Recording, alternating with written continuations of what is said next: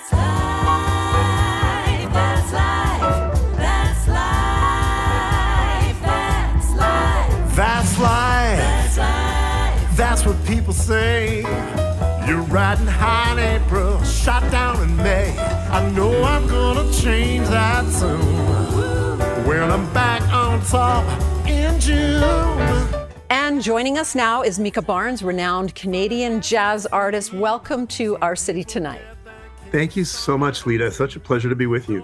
Oh, we're excited to have you with us. Our audience would have first become familiar with your music as a member of the Nylons, of course, the a cappella group that became a global sensation, selling over 3 million albums. How did you, from a young age, you were singing in jazz clubs. How did you make that transition into becoming a part of this, well, I guess it's a jazz group, an R&B, a pop group, the Nylons?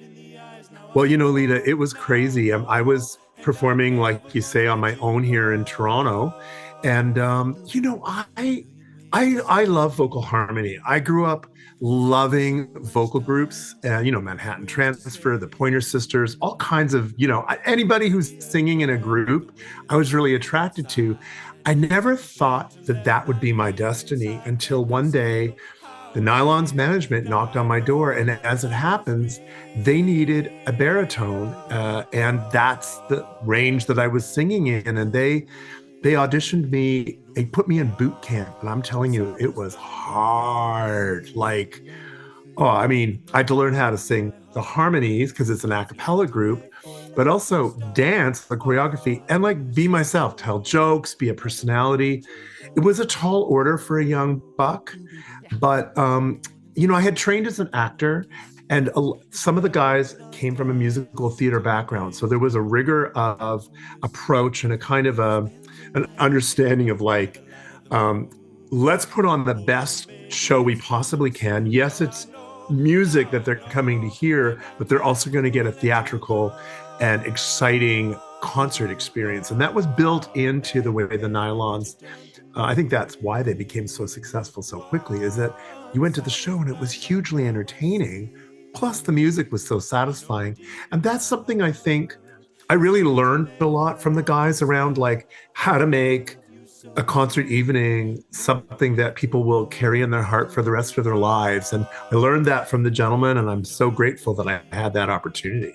Well, it's wonderful. Well, you went on to, you left the Nylons to have a great, very successful solo career. I want to say, I was reading what the Globe and Mail said about you, that your lyrics are often dryly comic, quick intelligence, mischievous sense of humor, bubbling showbiz savvy. That actually, as I watch your videos, that just comes through so clearly. Well, I'm so glad, Lita. It's the twinkle in your eye, definitely. Now, tell us a little bit, your solo career resulted in number ones on the Billboard charts. Tell us a little bit about that journey. Can you believe that? I do feel so blessed because, here I am, a Canadian singer. I had been toiling away in the Los Angeles music scene, with my own group and my own indie records. And we had done very well nationally. I'd been touring, but, we hadn't cracked radio yet. Not really, not nationally. And some remix artists, one of which is Canadian, Barry Harris, sort of were introduced to my music through my management, and they went ballistic. They called me in for a meeting and they said, we want to work with you, but we can't yet because Madonna just called for her remix, and they were really, really, really popular. They were called Thunderpuss, and they rode the crest of house music divas through the 90s and early 2000s to the point where they were working with Christina Aguilera and Whitney Houston, everybody. So I waited my turn, and then one day they said, okay, we're ready. We've got room in our schedule. Come in. We've got the right song. We took that song to number one because it hit that sort of late night kind of almost had that sort of sexy darkness to it. And I kind of gave it a rock and roll vocal. And people really, there wasn't a lot of men singing in club music at that time. So it went around the world and became this sort of global sensation. And like you said, a Billboard number one. Very sweet, lovely to have it on my resume. I'm not a dance artist, so I decided not to follow it up with a series of club tracks, I felt that that would be a trap for me. I'm a grown-up who came up through jazz. So for me, it was like that was a beautiful left turn. Lovely to be a part of that project, and happy when it was time to come back to my home roots. Music. Wonderful. Well, we're so proud of you being Canadian, part of our country. We're going to end on talking a little bit about, well, your most recent latest release was Vegas Breeze and End of Love Affair and When in Rome. Those are absolutely amazing. I'm encouraging everybody to go to your website, micahbarnes.com. But tell us a little bit about that experience as we wrap up. Always my pleasure. Well, as a gay man, I never really felt like the Vegas showroom was I didn't really get the vibe from Frank Sinatra and Dean Martin. I was like, well, those guys were kind of playboys for the 60s and wasn't really my vibe. Great singers, terrific entertainers, Sammy Davis Jr., great entertainer.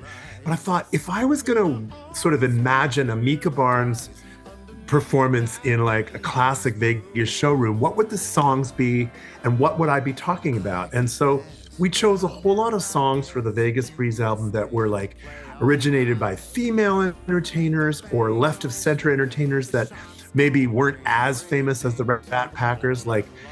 They still work Vegas a lot, like Peggy Lee and Sarah Vaughan, certainly Nat King Cole and Lena Horne, people whose material I was attracted to.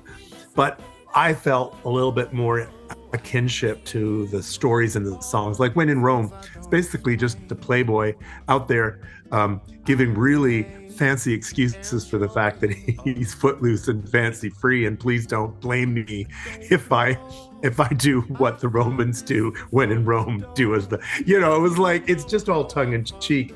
So that lovely review that you mentioned from the Globe and Mail, I'm attracted to witty material, to sophisticated material.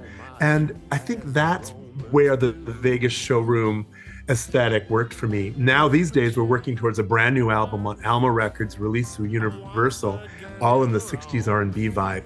Can't wait for the audiences to hear what we have in store. Oh, that's excellent. Well, we can't wait either, and we hope that the next time you're in Vancouver, we're going to get you here live in our studio, and it's been such a pleasure. Micah Barnes, you are also a vocal coach. I'm encouraging everyone, just go to your website, micahbarnes.com. And read all the other things we couldn't even cover today. It's pretty long and pretty substantial. So thanks for being on Our City Tonight. We are absolutely thrilled to see you and meet you. A pleasure to be with Lita. I wish you all the best with the show moving forward, and I'll come back and see you guys anytime. Sounds perfect.